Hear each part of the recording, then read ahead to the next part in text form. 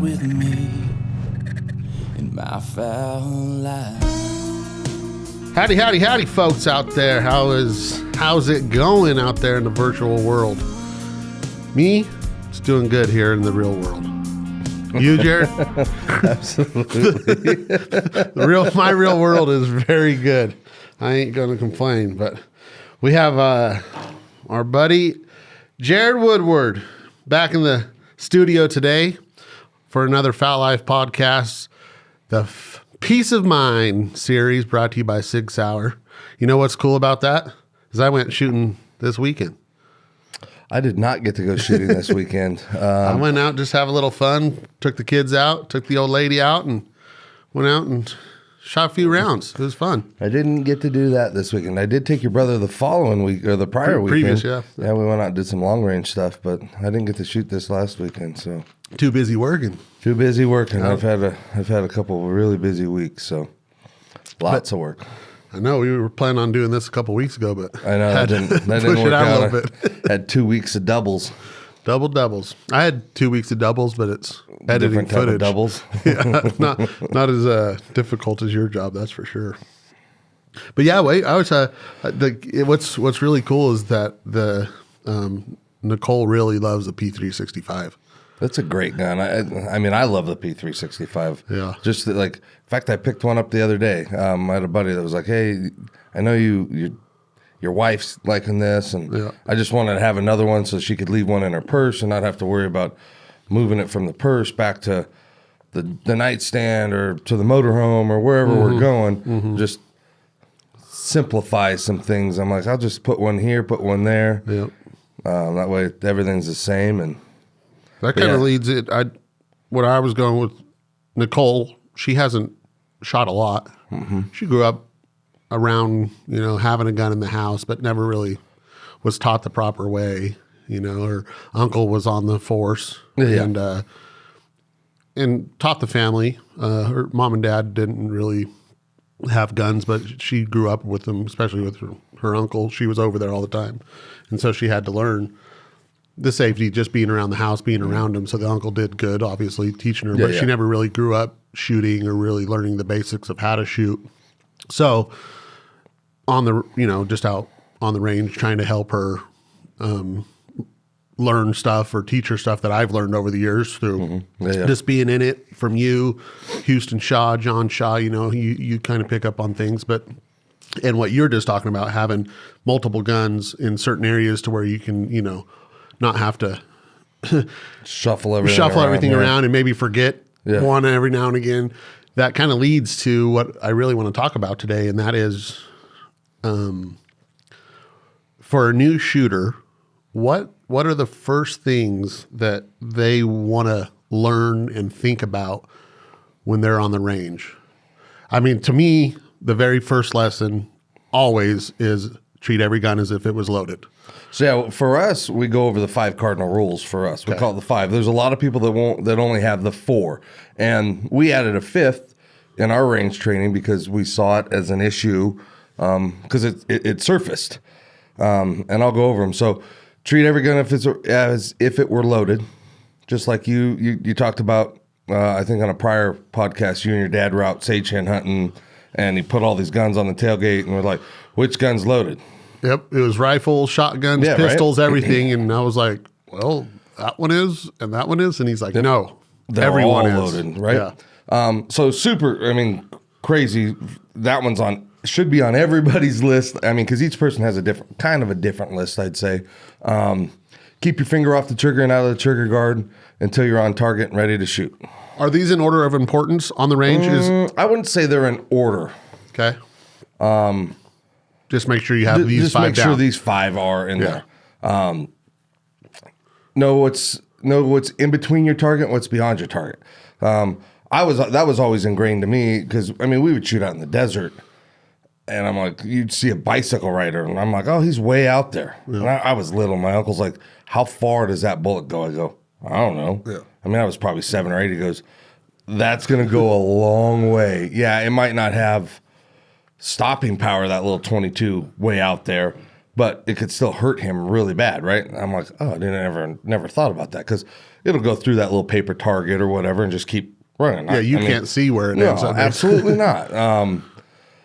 So what do we got? Treat every gun as loaded. Keep your finger off the trigger and out of the trigger guard.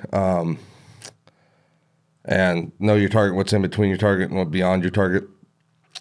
And then for me, never point your gun at anything you're not willing to kill or destroy. Yeah. There's no coming back. Right? So let's say, and for me, this one's probably the most important. Because if I screw up the first two or first three, but I never pointed it, let's say it's pointed at the ground and I put my finger on the trigger and I'm not on target, and for some reason something makes me flinch and I pull the trigger, well, that's an accidental discharge into the ground. But if I was pointing it at something that I didn't want to kill or destroy, there's a likelihood. So to me, I've always said that's the most important, because everything else is an accident at that. I could put a hole in a TV or whatever, and it's not that detrimental. And then the fifth one that a lot of people don't have on their list or don't think about. We say, let a falling gun fall. Because what ends up happening is, let's say you're drawing from a holster, you're grabbing a gun and you don't get a good grip on it and it starts to fall out of your hand. And you're going, oh man, I'm just going to get it.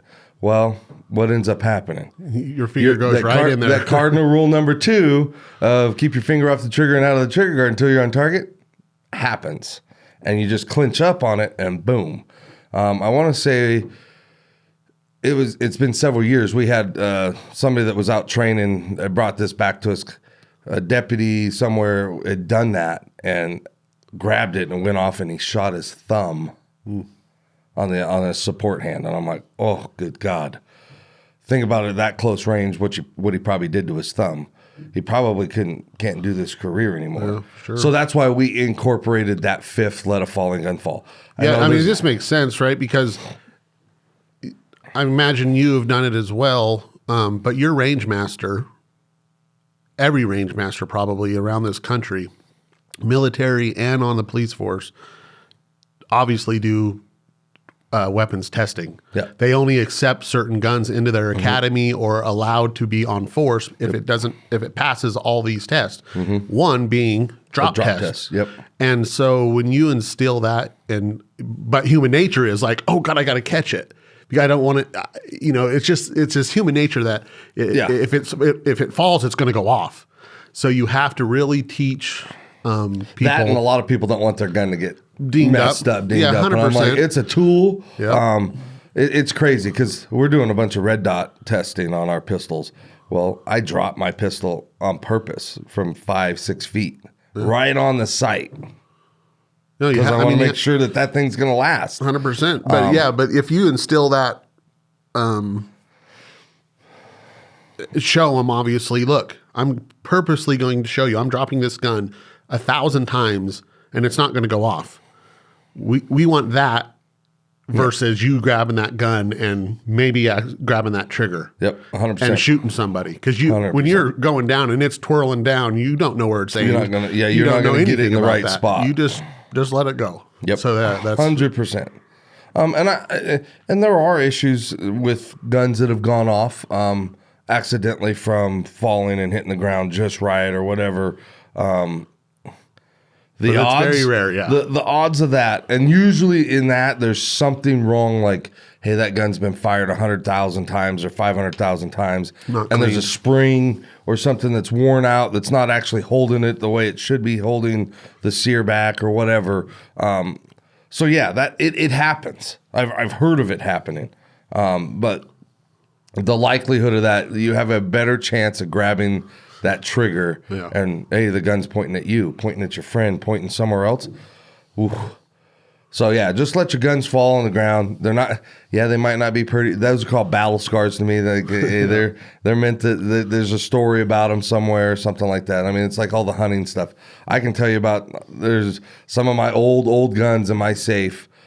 I can tell you where I got certain scratches on them, memories with my uncle hunting in Idaho and that stuff. So to me, it's kind of cool. I don't mind the scratches no, to a point. 100%. I mean, all mine have a holster wear on them anyway, from drawing them in and out of holsters. And another thing, I mean, not just the wear, but guns are meant to basically take a beating. You can't, draw it back nice and easy. You can't pull the slide back nice and easy because you'll get misloads and, it'll jam. We see that more than anything. People are like, they're so gentle with it. No, I mean, it's meant. Give it some power. I will tell you, you can't do as much physical force to that gun as the gun going off. Yeah. That gun, the explosion in that gun is way more violent than you racking the slide fast. Yeah, fast and hard. Yeah, go all the way back and let it go. And that's what they're designed to do and absolutely. take. Yeah.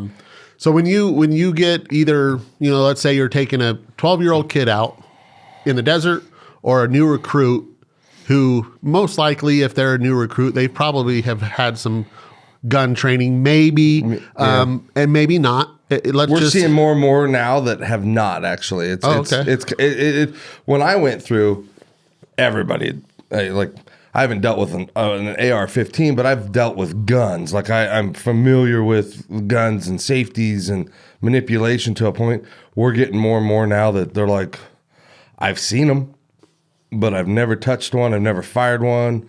I don't know what anything means in them. So we go over those 5 cardinal rules. Let's take it. I'm a new recruit. I'm day one in the classroom, right? Yep. Day one in the classroom. We do a complete PowerPoint. We go over pretty much everything, the manipulation of the gun, nomenclature, loading processes, unloading processes. But we'll go over that. We'll go over the 5 cardinal rules that I just went over.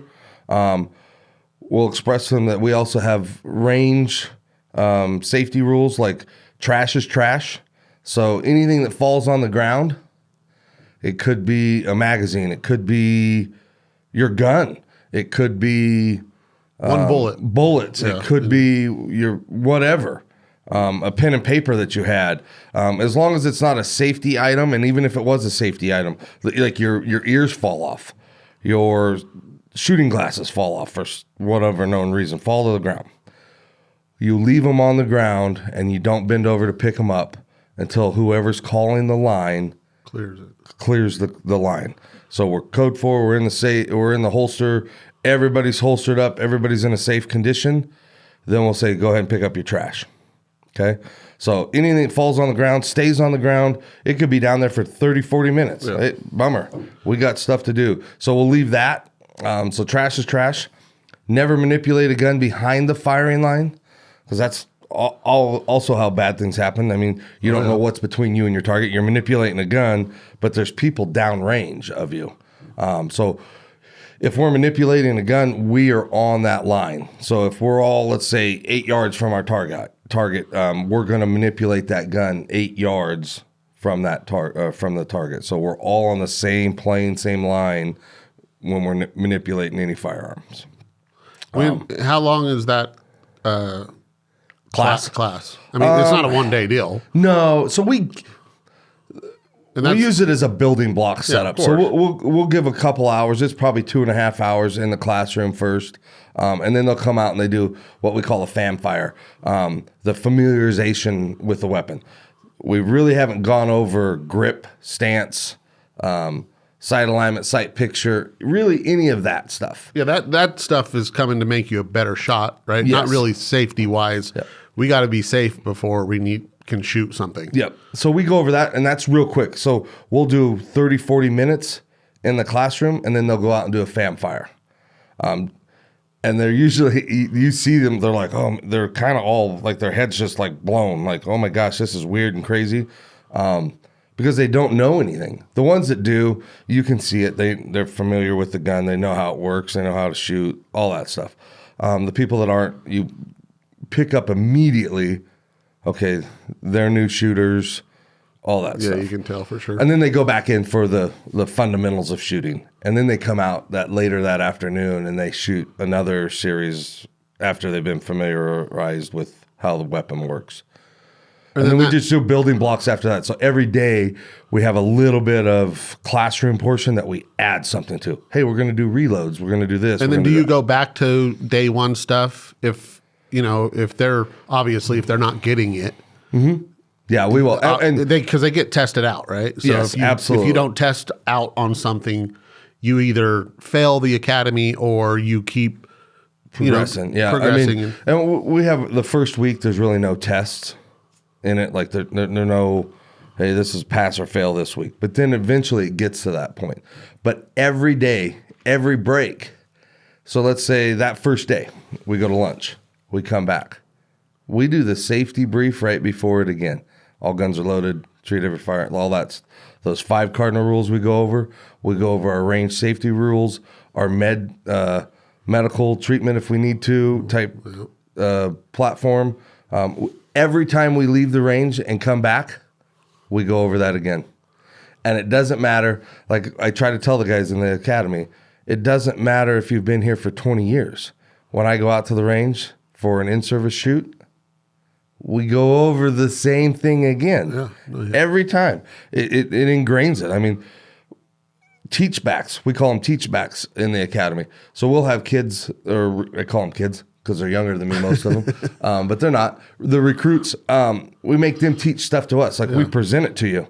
And then, hey, Clay, get up here and teach us about... Yeah, no, that's good. So they have to kind of, I wouldn't Really say become instill it experts, into 'em. but they have to come back and teach. That's how I see it as the best way to make somebody super comfortable with or knowledged about that stuff. They gain that knowledge because they have to present it back to somebody. Oh, that's really cool. So we I do didn't know that, and it's always building. It's a building block set up for everything. Yeah, just while you were talking there, it just makes me think the more you do something, you're gonna, because you can learn everything what you just talked about in a classroom and even on the range, right? And then you go home, you could forget everything. Oh, absolutely. The next day you come in, you do it again, you go home, you forget everything. You could do that for 2 weeks. What I'm getting at is you have to take it upon yourself to become familiar with everything that you're doing. So the more you do something, because I've talked to my brother Clint about pistol shooting. We grew up not really shooting pistols. We had some, but we didn't really learn. And so they weren't taboo because we knew about them. We were educated about them, but we just didn't use them. Because we were hunters. We didn't hunt with pistols. We had them on for safety. My dad had one for, out there if something was to happen. But you never trained with them. You never trained with them. And so as I got older, I got versed in them long before Clint ever did. And so when he started getting around him, he was still nervous, even though he was a very proficient and let's say master or whatever you want to say, not master, but knew everything about a shotgun and a rifle, how to break them down, how to clean them, how to shoot them, how to, felt so comfortable with them. But when he got on a pistol, even though he knew everything about gun safety, he was like, oh my God, what do I do? It's a foreign object. Even though he's so familiar with guns, right? So that familiarity and education about it, the more you're familiar with certain things about it, you're going to be comfortable. But at the same time, you can't get too comfortable, and that creates lackadaisical. Complacency. Yeah, complacency. So 100%. You always have to constantly be on your toes. Like you're saying, every day come in. I've been on the force for 20 years, but I'm going to hear that stuff every day. Same thing every day. It's a perishable skill. Oh, for sure. 100%. Even that, like just your knowledge about something can be a perishable skill if you're not kept up on it. I mean, that's why a lot of like doctors, lawyers, CPAs, whatever, continuing education, right? Just to keep their mind sharp in this field that they may not really work on that very often, but they have to be kept up on it. So it's and there's new technology, absolutely, or new laws, or new whatever. Sure. Yeah. So at that you have to keep up on it. So perishable skills by not going over the manipulation, not going out and shooting. Like I can feel myself when I take a month or two off of not going out and doing a bunch of my pistol drills, just for whatever reason, don't have time. I feel rusty, and I know I'm rusty.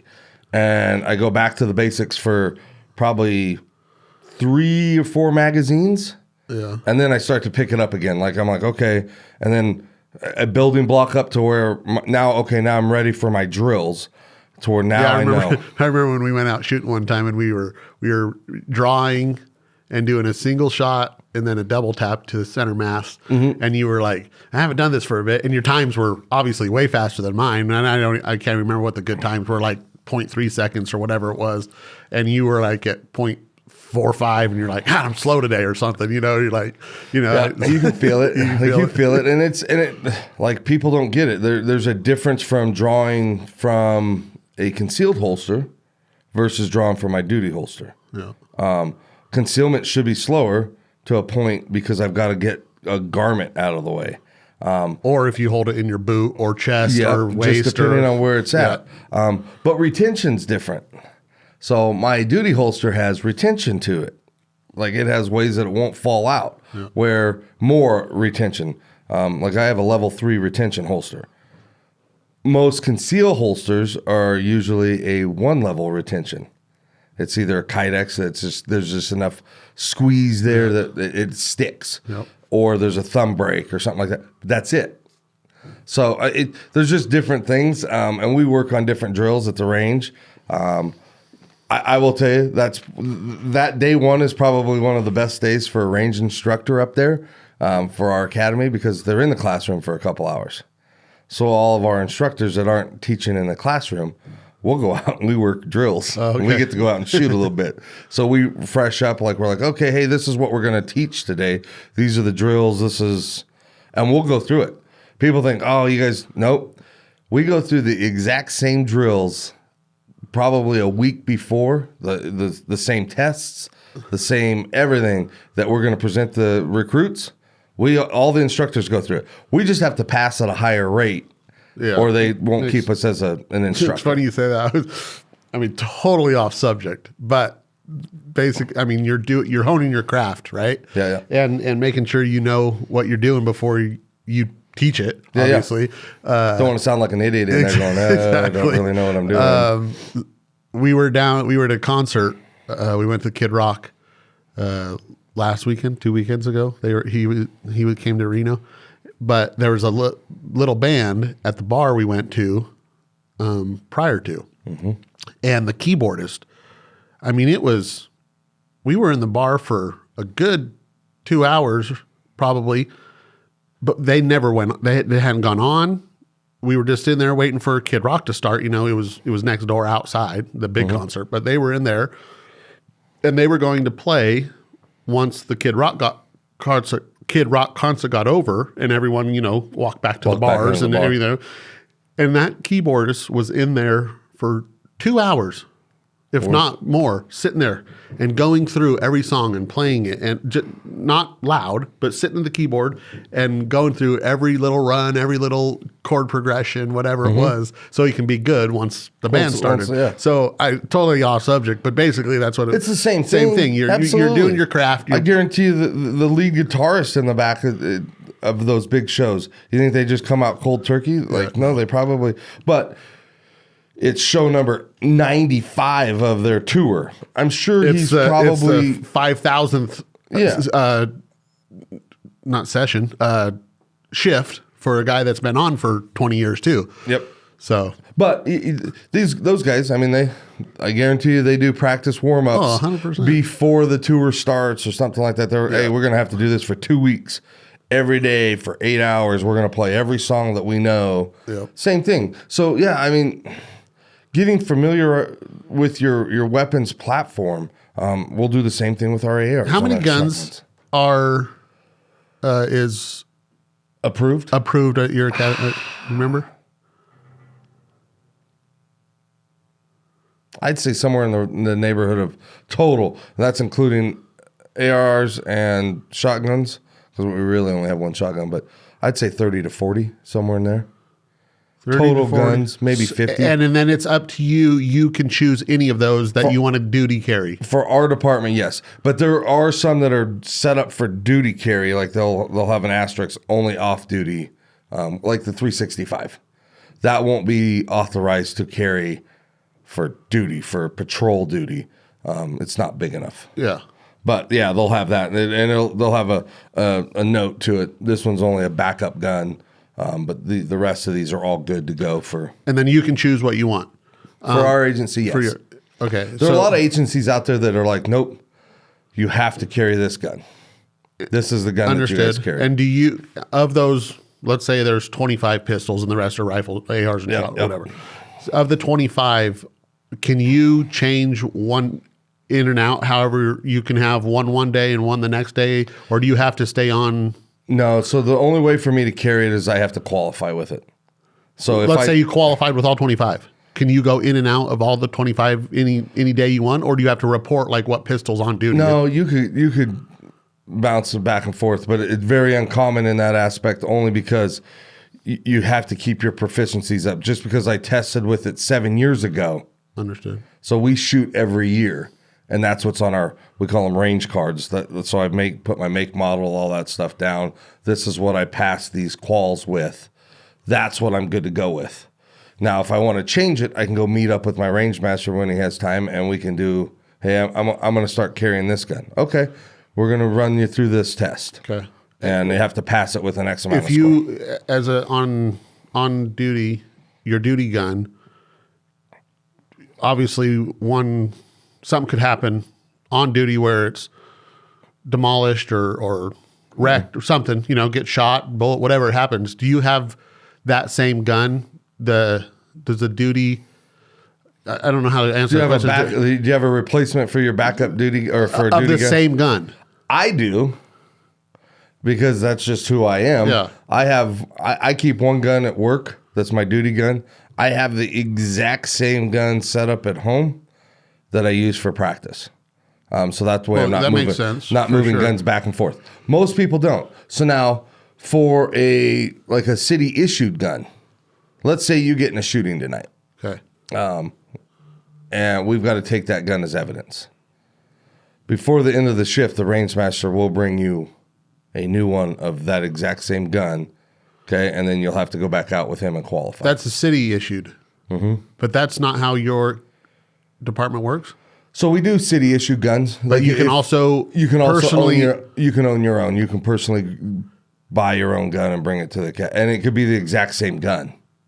Like I could buy right now we issue the P320s. Okay? Full size P320. I could buy my own P320 and start working with it. No problem. I get in a shooting, they just give me a new gun. Do you report every day what, like serial number wise? No. So it's every shoot that we do. You mean we have quarterly or every 3 months or 4 months, 5 months a shoot each. So certain agencies are different. We do 3 shoots a year. So 3 times a year we go to the range and qual and do different drills and that stuff. During that, I fill out a range card. On that range card I list all the guns that I'm qualifying with. Okay. Their make, model, serial number, if it's personally owned, city owned. Okay. So we do that. But it's 3 times a year. It's on my card. But I've filled out other cards here and there because we shoot so much. I did my 365, my 365 XL, my 229 single action only Legion, my 226 single action only Legion. Those are the guns that are on my card pretty much all the time. Gotcha. All right, that was a little got off target. But let's get back to a little training. One question I wanted to ask: when because of the hand size from a youth to an adult in academy, let's say, is there any different technique or safety that you have to go over when you're teaching a kid versus, I know all the what you're saying, the 5 the 5 cardinal rules, safety rules, all those are the same. They still apply, absolutely. But is there anything because of a young kid's hands that they have to do differently? So that you have to teach them differently? You know what? I'd never seen this before, and I finally saw it in my daughter when we were first shooting certain guns.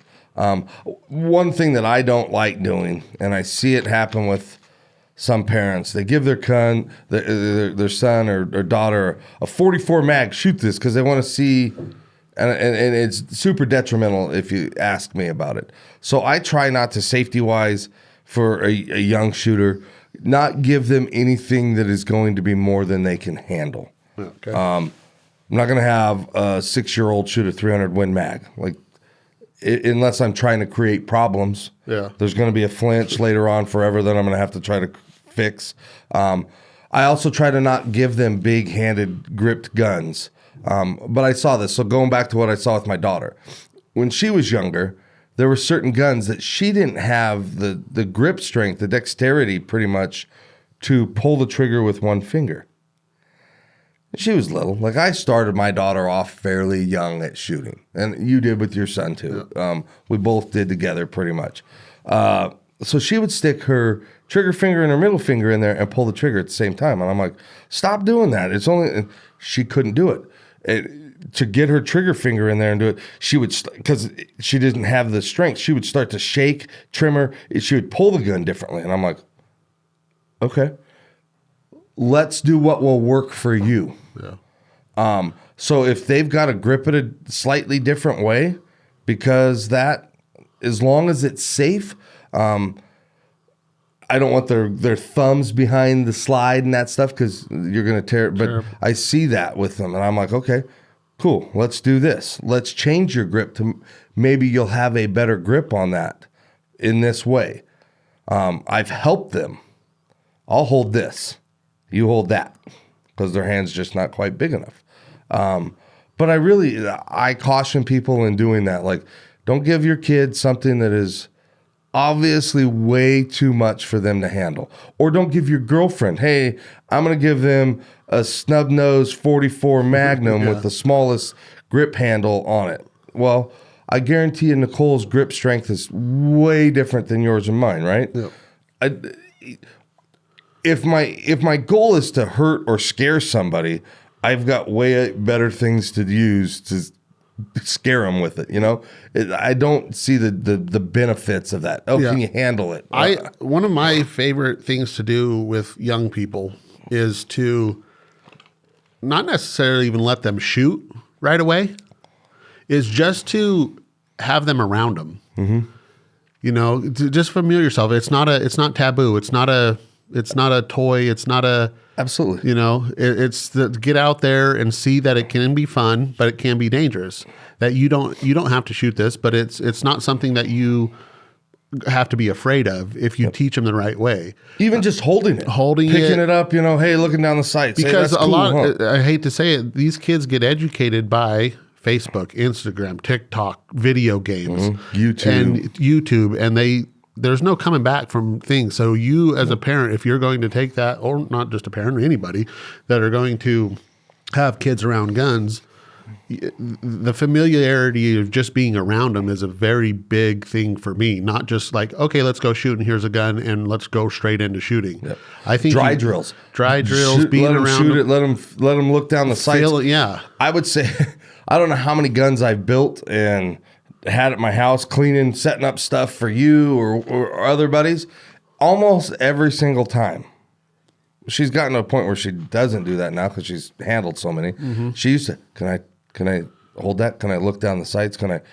Almost every gun. I know he does the same. Chase does the same thing growing up. Can I touch that one? Can I see that one? Yep. And all the time. As long as it's safe, absolutely. Here you go. Let's do it. Because I don't want it that taboo thing. I want my daughter and I want Chase and whoever other kids, Alyssa, everybody that we've got around to go, yeah, that's a gun. I've seen it every day and I can go out and play with that and shoot anytime I want with my dad or uncle or friends, whoever, that it's not you want to go see something secret? Yeah. That's where I think we get into problems with the youth. Which is why I honestly, I teach the kids, our junior cadet program used to be like an explorer post. I teach them, I want them exposed, and I got most of these kids, they've never handled a gun. Yeah. I've taken a kid that has never seen a gun to shooting all sorts of different platforms, getting them super comfortable, enthusiastic about, we're going to the range, this is going to be awesome, versus I'm a little scared. I'm a little intimidated by the range, guns. I get them to where this is great. This is perfect. I love this stuff now, and they shoot really well. I always make a joke. I'm like, I got kids in this program that will shoot. Some of them will shoot better than one of our recruits that just went through the academy, because I give them so much exposure to it. No, yeah, You have to get that exposure out for your youth. 100%. Like you're saying, that taboo of it's only a daddy thing. It's only an adult thing. It's only this, and you're gone. And Tom, one of our producers here, we asked him before we came into this podcast what one thing, because he hasn't been around a lot of pistols, but he's been around hunting now for 15, 20 years around us, and he's finally got his hunter safety. He's hunting now. But again, just like Clint, he's just now getting into pistols. So, Tom, what do you want to learn about? And one of the things that he mentioned was this safety. How am I supposed to, because he has 2 young daughters. They've never had guns in the house. What do I do as far as at the house? Is it in the safe, out of the safe? Is it loaded? Is it not loaded? How do keep it where you need it if you need it, but it's not just sitting there. And obviously mistakes could always happen. I mean, that's why it's a mistake, and we don't want that. That's why we educate and don't taboo and do what we're talking about. But I have pistols out in my house, not in safes, because in my mind, I think I've done one hell of a job of teaching the 3 kids. It's dangerous. They are dangerous. There's no coming back from a mistake on these things. You can drop a glass and it's broken. We're never getting that back. But if you pull this out and go out back and think you're going to have fun playing cops and robbers out there, there's no coming back from that. So I think I've done one hell of a job. They all go up if someone comes over. If somebody new comes over, if they have friends come over and kids play, they all go back in the safe. But there's drawers that I have pistols in that aren't locked up. The kids know they're there, and it's like they're not a taboo. I have that same thing. I mean, I have guns. But I don't want to tell that to Tom, right? Because his kids have never been around it. I don't want to say that because there's fingerprinted safes that you quick access safes. That's exactly where I would go for him. Would be one of those finger access keypad safes. Because if you're using it for home defense, obviously it's kind of one of those things. If you're like, I don't care about home defense, I just shoot on the weekends, then leave it in your safe because you're not having to get to it. But if you got to get to it, you need it. You need it now. When you need it, you're going to need it now. Sorry, don't. I got to go get my gun out of my safe. I have the same argument with people. Like, you don't carry a loaded gun, do you? I'm like, huh? I go, what are you talking about? They're like, that gun's not loaded right now. I'm like, well, of course it is. I go, what good's an unloaded gun? At that point in time, I might as well have a hammer because that gun is no different than a blunt force object. I was just going to, it goes back to the same theory of a dull knife is a dangerous knife. Yeah, I'm like, that makes no sense to me. But it is like, okay, well, it is loaded. Well, I know my guns are loaded. Yep. And you're right. I have guns. I have 2 or 3 in particular that are there for home defense. My daughter knows that I have those things, but they're in drawer. Like, she doesn't go to those areas. Like, she knows, nope. If there's something in one of those drawers that she needs, she was raised, you have to ask to get into that drawer. Like, that is not yours. And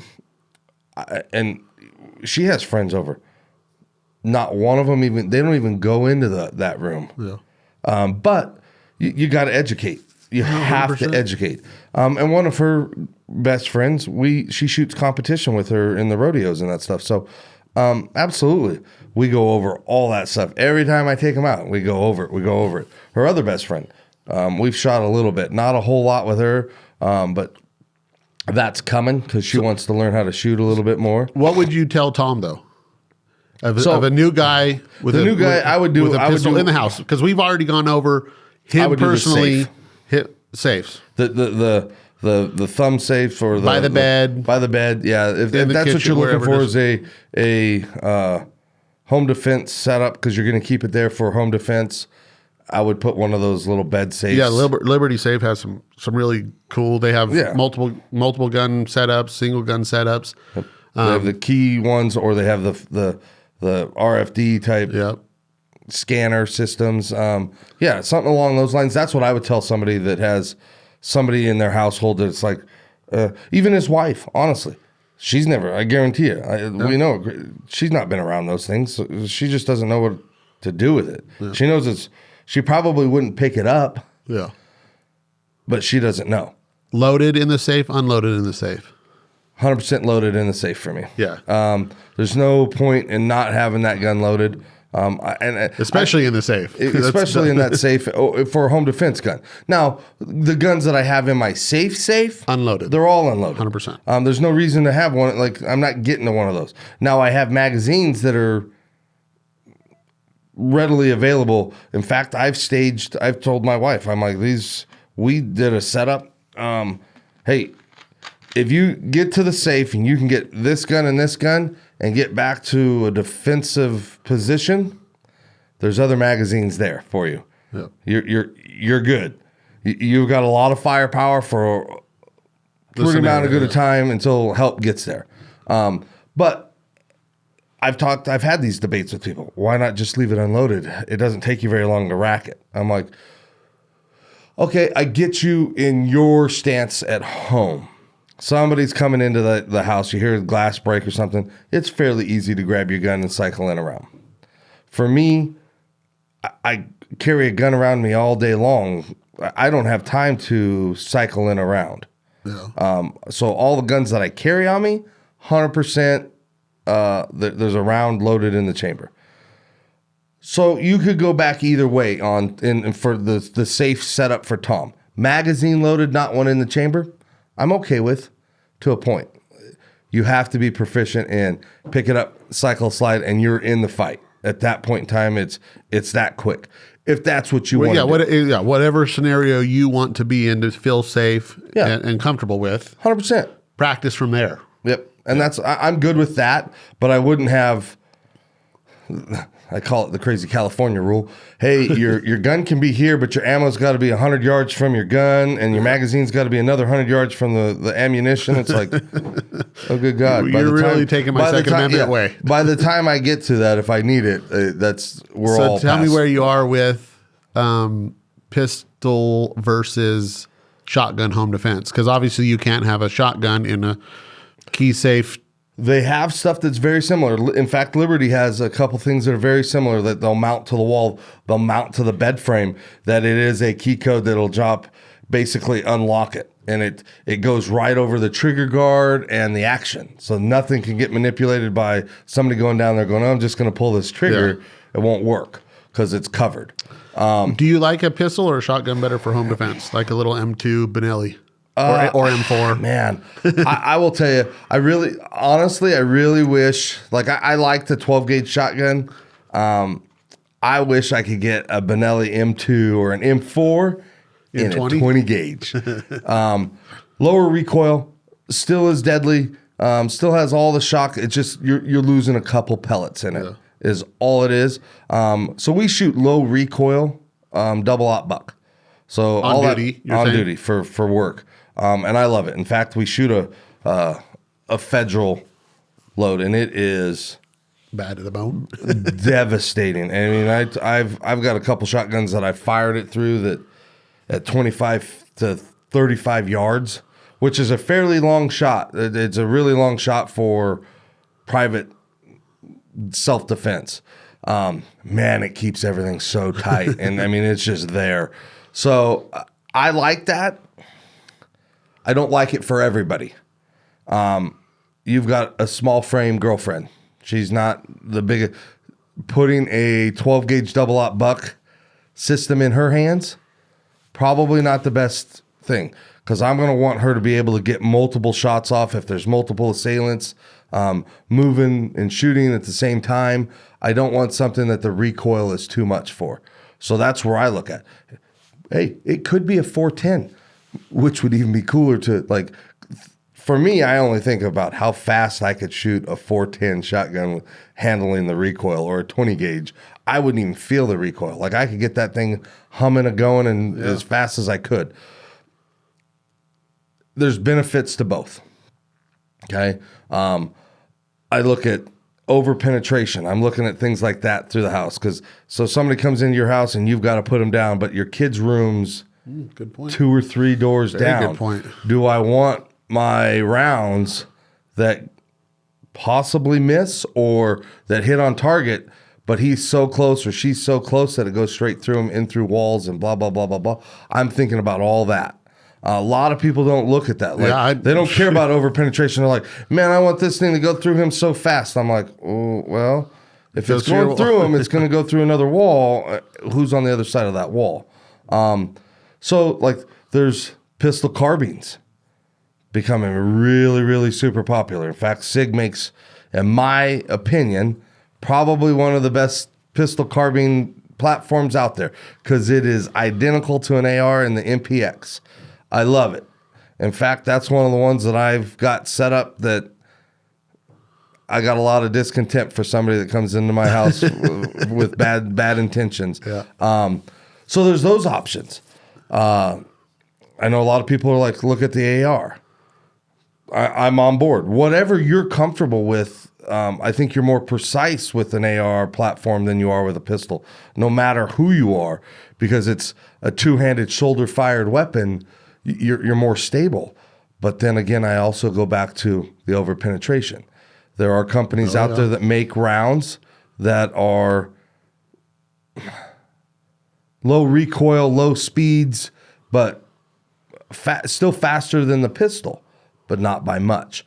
Enough to where it will penetrate and cause severe damage to whoever you're shooting or whatever you're shooting. It could be a varmint or whatever that's attacking your livestock or whatever it is. Yeah. But it won't go through and cause a ton of damage afterwards. So there's those options. I really say, hey, research, get educated in that. What's the best for you? Where you live. You might live in an apartment. Yeah. Oh, like to me, I'm thinking, I don't know my neighbor, but I obviously don't want to shoot my neighbor accidentally because somebody came into my house. Yeah, good point. Or my apartment. So I look at it in a lot of those ways. Me, I know what my capabilities are because I train enough. There are a lot of people that don't do this. They don't shoot as much as I shoot. Yeah. So they don't know how that's going to be. I have a Benelli M4 set up just primarily for that purpose. Yep. My wife's comfortable enough with it. Probably not the best weapon for her either. Ultimately, a little too big for her, too much, and that's why I go back to. I'll plead out to Benelli. Hey, make me an M4 20 gauge, please. George, are you listening? I need a 20 gauge. That thing would be. I'm telling, like, I think that would be one of the coolest home defense guns out. 20 gauge, shooting double aught buck all day long for recoil for pretty much anybody. My kid handles a 20 gauge like it's no problem. So. Yeah. Even a bigger guy like me, that wouldn't be hard at all. It would actually be so much easier. And then I look at people and it's like, do we do red dot? Do we do laser? Do we do whatever makes it better for you? Yeah, I go back into like each person's going to be like, no, I have a hard time picking up that red dot. It's the laser's another thing to push on in that critical incident. I'm on board with you. Train if that's what you're going to do. If you're going to carry a red dot on your pistols, train to where that is second nature. You're picking up that red dot. You're going to run a laser and light. Train to where it's second nature for you to flip that light and laser on if that's what you're going to do. Yeah, I agree with all that. That's but it all of that train goes back to the basics. Mm-hmm. You can train all you want, but you still have to be safe in doing it. And that comes down to if you're 5 years old or 55 years old, those basic 5 things. Those 5 cardinal rules, 5 cardinal safety rules are apparent no matter how old you are, experienced, inexperienced. They're the fundamentals of safety for everybody. Yeah. Should be. You should be taking those things out. And even honestly, like we have the range safety rules, not just firearm safety rules, the range safety rules. Hey, don't bend down and pick something up, because if I do have a negligent discharge and you're bent down picking something up, Yeah. Well, now you're in the path of my gun, and I wasn't paying attention to you. So it's just incumbent upon everybody that's on the range to be watching out and looking at. That's why I don't like going. Don't shoot and then get all excited and turn back. Oh my God! I hit the target. Exactly. And We see that a lot, and it's like, oh, you're flagging everybody behind the line. I'm like, oh God, oh God. Yeah. And honestly, there are a lot of times that I don't like going to public ranges because I don't know who's on it, and I don't know who's running it, and I don't know what guns are out on that range. Like, okay, is this guy got some fancy thing that he built that? Yeah, good point. I don't know. I've watched guns blow up on videos. Like, what the hell? Well, they put the wrong round in the damn thing, and it blew up and hurt people, shrapneled people next to them. That's in the news right now, isn't it? Yeah, we've had a little bit of that. And I don't know if you want to touch in on that. I mean, what a tragic event. We do training very similar to that. But man, safety is the way that we go. Like that went through 5 rounds of people. Probably even more of not being safe. I mean, absolutely. if you're not catching up what we're throwing down, it's the Alec Baldwin situation. And this is probably going to come out a couple weeks since that's happened, obviously. But I mean, just because we're on safety, the news reports that are coming out, if they are true, there's so many just basic safety things that it's a safety failure, negligent failure. So many people, Yep. I don't know the laws or rules of on set stuff. I don't know all the, but I don't understand why you would have real guns and real bullets mixed in with a prop gun and blanks. I didn't understand how that even happens. Be mixed then up. you have an armorer, what they call an armorer, who clears basically the gun and makes sure they're safe to go into the scene. Then you yell out cold gun. But then in my mind, for the person who, Alec, to take that gun and point it at somebody, that's a cardinal rule, regardless of a prop gun, real gun, fake bullets, whatever. Mm-hmm. In my mind, I can't even point a gun at a person unless I want to do damage to that person. Mm-hmm. That's the only reason I'm going to point a gun at a person or any object is to cause damage. Mm-hmm. And so even if in my mind, it's so tough to get around that thought of even pointing it would feel like so weird and uncomfortable for me to point a gun. I'm like, dude, we've all cleared it. Everybody knows it's unloaded. Whatever, okay. Right? Still get out of the way. Like I would still be like, man, we've done it. Be so hesitant. Like, I don't feel comfortable pointing. This is the point. Obviously we've been filming with firearms for 15, 17, 20 years now.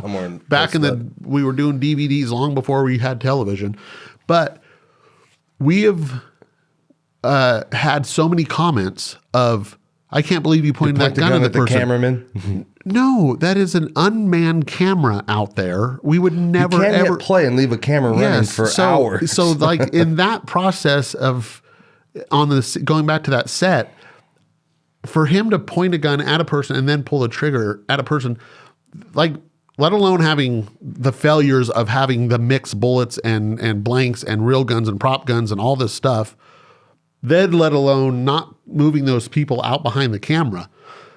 I mean, crazy, right? There's so many failures of basic gun, and that's what pisses me off. This is the biggest thing that pisses me off about Hollywood or those on the left that against gun rights and against Second Amendments and don't think we should have guns. They are preaching to us about guns and gun safety where you have no idea about guns and gun safety because you just proved to the world that the failures of basic gun safety, regardless of it's of a toy gun. I mean, I have taught my kids from day one, even if it's a toy gun, a plastic, nothing. Don't point it at somebody that you just don't point. You don't do that. Mm-hmm. And they're sitting there preaching to us that we shouldn't have guns. And now you can't perform the basics of gun safety. The basics, the ultimate basics, and it costs somebody their life. That pisses me off so bad because they attack it now. Now we've given those guys but the whole ammunition to come back and go. See, we told you, guns aren't safe. No, the people weren't safe that are handling that it. gun is safe. We do the same stuff. So we have training. My blood pressure's up now. We do what we call force on force training, right? To try to get a new officer or a veteran officer. It's hard to put them in a gunfight, right? Like that's not what go out and get into your first gunfight so you gain experience. Yeah. No, we want to put it in on a playing field where you can learn and walk away and take objectives and how it's going to stress you out and what you're going to do when bullets do really start flying. So we have the very same stuff. We shoot blank guns, okay? But there is 5 checks on that blank gun by 5 different people before that gun gets put into service anywhere. We still, I will tell you, with our blank guns, we still don't point them at people. We have what we call simunition guns that shoot little paints. Those rounds are double checked multiple times. Those are the only guns that get pointed at each other because they shoot paints at each other. Do blanks and real ammunition ever even come into? No, like we don't even have it. Like so, going into so the safety crazy that side they're of even. it, we will frisk everybody going into that scenario. Yeah. Nobody has any live ammunition, live guns, live knives. Like what I mean by live knives is a real knife. It better be a toy plastic knife that we're using as a simulation for a knife. Nothing is real. Those blank guns are real guns. Yeah. But we double check the ammunition. The ammunition doesn't even look close to each other. They don't have a projectile off the end of it. Nothing protrudes out of it. It's all in a casing, and you can see the wax. And that's what I mean by we double check. Yeah, I check, look you at check. it, you look at it. Then the person that's loading the gun looks at it, and the guy that's shooting the gun looks at it before it's even put into play. Because we don't want to have one of those tragic accidents. We have so many safety steps. Sometimes everybody's like, "Oh, man, you guys waste so much time doing safety checks." But I'm going home tonight. How much time is your life worth? Like, so it takes me an extra for the full day, 30 minutes, 40 minutes of safety checks. Well worth it. We walk the scenes. We walk the area. There's nothing sharp, nothing gonna, like, if he runs and trips and falls, he's not gonna fall on all those metal stakes over there. Yeah. We make sure that there's nobody that's not in the scenario, that's not there, that's not in that area. So we walk the rooms in these places, kick everything out, make sure everything's sanitized before we even think about, like, if there's something, we blow it dead. Like, I don't like the way that looks. Somebody's safety glasses fall down. We blow the whole scenario dead. Yep. Hey, it's dead for right now. Fix your safety equipment. And then we blow the whistle again and start it back up again. It's safety. Yeah, it really, when that story came out, I was just like, yes, they failed in mixing everything. They failed in that, but it failed one person and failed the next person and failed the next person. Ultimately, in my view, it lands on that last person. I mean, yes, this person told this person that it was clear. This person told this person that I put in dummy rounds. This person told this person that, yes, it could go into this scene. This person, but still, I when I think about it, I go back to, I can literally have you hand me a gun right now and you go, Clay, look, here, I'm dropping the magazine, or here's the bolt action. I'm dropping whatever it is. It's clear. Mm-hmm. You close it back up, shotgun, you rack it, you show me that it's open. First thing I do is I check it myself and it's clear and it's whatever it is. Yep. So if at the very last, if I had that gun and someone told me it was a clean, cold gun, I would look in there and I would take out the bullet and go, that's not a toy or a dummy round, a blank. Yeah. What is it? You know, I'm not trying to blame anybody because I don't know the law, especially down there in Arizona when it happened. But it just goes down to basic Firearm safety. 100%. And that should have never happened. And it failed so many people. And I hate to say it again, but they preach to us about guns, and they can't do the basic things that they make a living on using, and it costs somebody their life because of firearm safety. And I go back to, okay, so we put it on the last person. Let's say it's Alec. You know, he's the last one to have it. But how familiar is he with weapons? You know, like, I always go to these, like, education, the lowest safety, the lowest common denominator, right? We've got to train to the lowest common denominator in that. So you're the newest, the weakest of firearms in this entire group. Let's say we got 50 guys here. I have to treat and teach to your level, not this expert over here. I'm like, dude, you know what you're doing. Yeah. Why would I do? Because then, great point. Then you're sitting here going, yeah, he knows what he's doing, but I don't have the faintest clue what I'm doing. So I have to teach to your level. So if that's what they're going to do on a movie set, you said the armorer. The armorer should be probably the most proficient in firearms, I would hope, on a set or anywhere. The next person, maybe not as much, right? But we have to teach that person, this is how we check. This is what we do. Yep. We don't just I haven't said that's a cold gun, pick it up, hand it over. Because the mere fact that if you're giving that second person the ability to be part of the equation, they have to be the top of the line checker too. 100%. 100%. They got to be all on the same page. Yeah. Because there's that human error. This was the human error, right? Multiple human errors. We have to take that human error out of it. And maybe the armorer did have a cold gun, set it down on the table, but the next person didn't pick up the gun that they made cold. Like I'm really pissed off about the situation because there's so many stories that are coming out now that there's apparently the armorer was on a podcast. She's only like 24, 25 years old, this armorer. She's the daughter of a very famous armorer in Hollywood, apparently. And this is all news. I'm reading it from news. So if it's wrong, I'm sorry, but it's coming from the news. She's 24, 25, who's an armorer, who was on a podcast like a month ago saying, I'm still getting into it. I still don't feel comfortable 100% on some of this stuff. And you're like, how is she an armorer on a set, first of all? If she's an assistant armorer or something like that. Yeah. Then there's an assistant director who just got fired in 2019 from another movie set for having an incident with a prop gun, who is now the prop gun person on this set.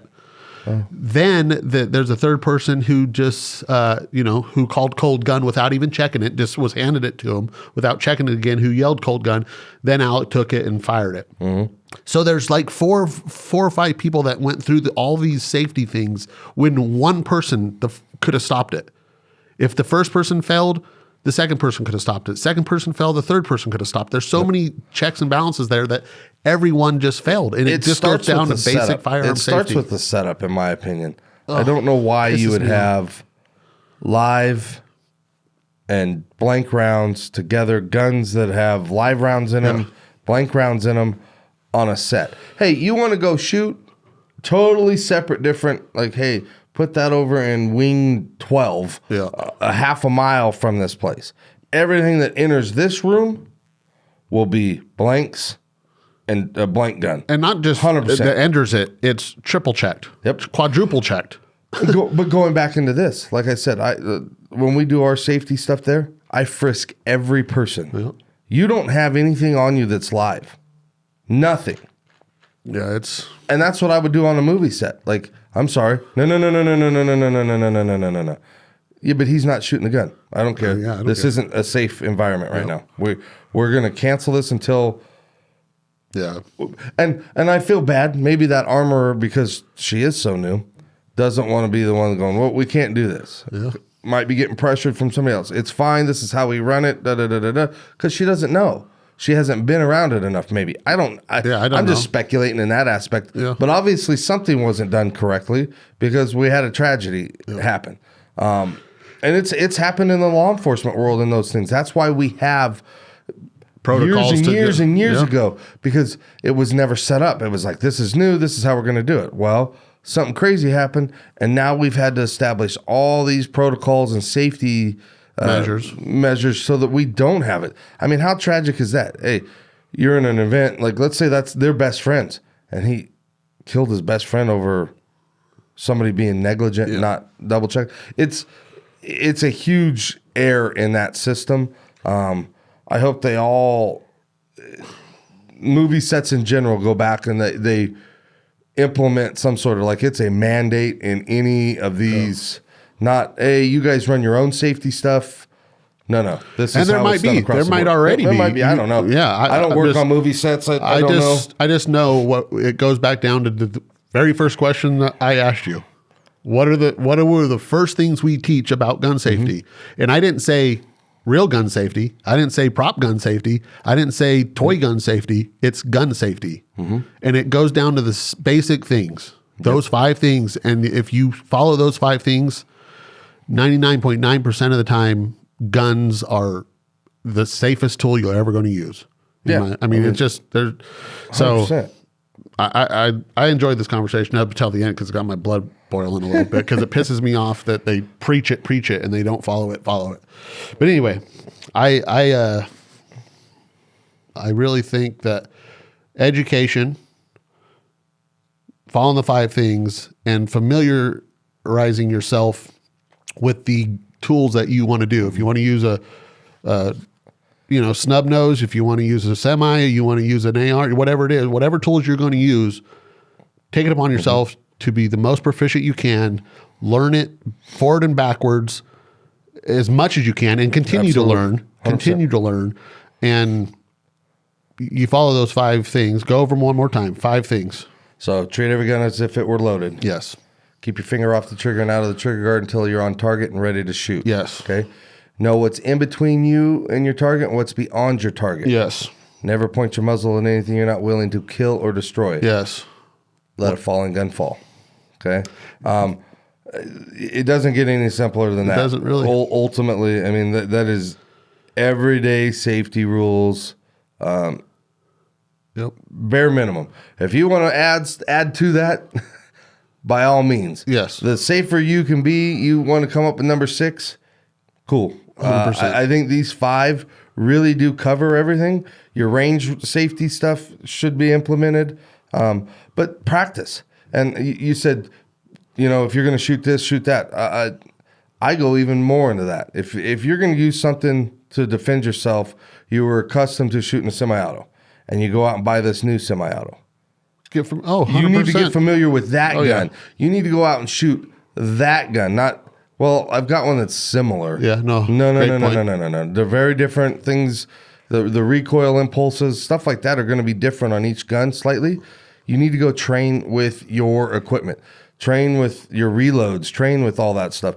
It should become second nature to you, but train and practice in as safe a manner as you can, obviously. And here's another good point. Not just train, but search out people. Reach out to NRA. Reach out to SCI. Reach out to somebody, because you're always going to. I learn something from you every time I go out shooting. I learn something from John Shaw every time I go out shooting. I've been seeing him for years, right? Yep. You're always going to pick up on something that you might not have picked up the first time, or a different guy might teach something a little bit different that you go, oh, that works better for me. Yeah, right? Or it makes more sense. Makes more sense this way. Explaining it. They're explaining the same thing. So you might be so proficient at something that you think you are, but go take some courses from SCI. Go take some NRA courses. Go take some, search out some people and continue your education to be as safe as you can, because in reality, they are dangerous. Yep. There's no coming back from a mistake, but they can be fun. They are fun. They're great. I mean, it's from the entertainment value that I have going out and shooting with friends and that stuff. Oh, it's and awesome. I don't even get to shoot that often when I take friends out. I'm usually the guy that's. But when they go from 10 feet to the right to being able to go center mass, that's so fulfilling. It's so fulfilling. Yeah. But it is that stuff. You've got to go out and do it. You got to expose the youth that want to get into it, because that's the only way that I think we lessen crime and lessen mistakes, is you get those people and the young people and start them young. Yes. So 100%. And going into your point, I'll just say one last thing. When you say seek out other people, yeah, vet your instructors. 100%. Look at their credentials and that stuff. Yeah. Hey, I've been an instructor for a week and a half now. Yeah. What'd you do before this? Well, I was in construction. Well, I agree, and that's why I kind of say reach out to SCI because the NRA, and I will say some of the people within the NRA, they get their credentials. They're new in it, so just vet them and be like, okay, what have you taught? Who have you gone through? Where did you get some of your training through? They'll have it on most of their websites. Great point. If not, ask them, because and nothing bad against them. They're probably very proficient in it. They're probably very good educators. Yep. I like people that I know that have a certain background and have that experience at teaching and that stuff. So vet them. But even if they aren't, go there with an open mind, because I've done it. Hey, let's go see. And I'm like, ooh.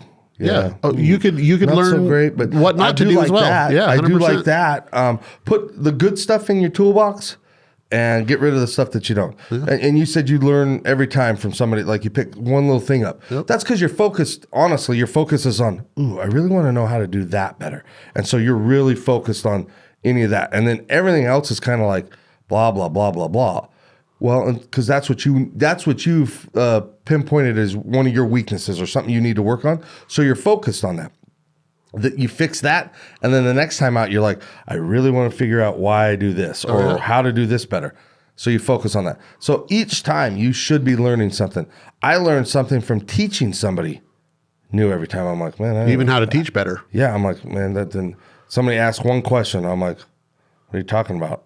And I'm like, oh, I probably didn't explain that the best way to get across to them. I mean, I've had people, hey, show me, versus can you explain it verbally on how to do it? And you have to break it down step. So each time you learn something new as an instructor as well as a student. Yep. So definitely go out. It's get out there, folks. Buy you up some SIGs, buy you up some federal ammo, get some ammo. And get a lot of ammo right now because it's hard to come by. If you can get it. Get some guns, some ammo. Go learn. Go teach somebody. Go learn from yourself. Go have, take part of that Second Amendment and enjoy it. And so, thanks, Jared. Absolutely. Now get to work and protect.